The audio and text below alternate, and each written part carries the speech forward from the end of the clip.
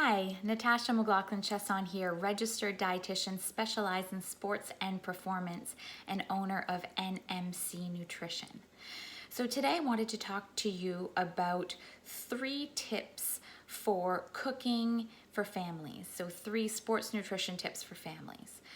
The first thing to remember is that athletes have very hectic schedules, and so you don't always have time to be spending in the kitchen. So what I do suggest is to cook meals in bulk. So cook as if you were a larger family and have leftovers for lunch the next day. So this will save on preparation time and cooking time.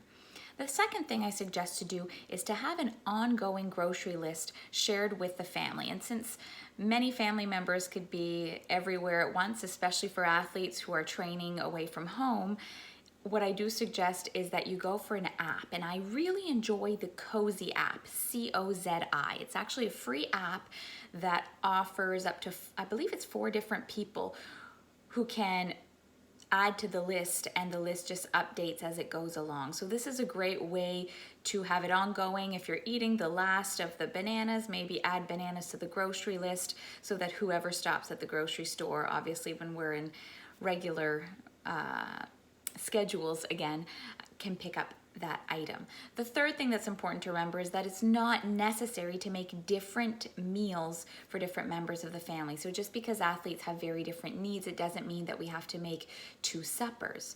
What's important to remember is that you offer additional carb and fat sources to the supper table based on what your meal is. So if the meal ends up being maybe a salad with tuna on it, or maybe a salad with salmon or chicken or tofu and nuts, and there may not be many carbohydrates offered with that salad, then maybe have quinoa on the side, or even just bread and maybe added fats like avocados if you're not having those nuts, or you're not having that salmon, maybe with something like tuna, to make sure that athletes can meet their requirements, meet their needs in carbs and fat along with their protein needs, so that the whole family can be eating the same foods, but we're just adding in a couple extra things to the supper table or dinner table to make sure that all the needs of the family members are met and that recovery is happening as it should be.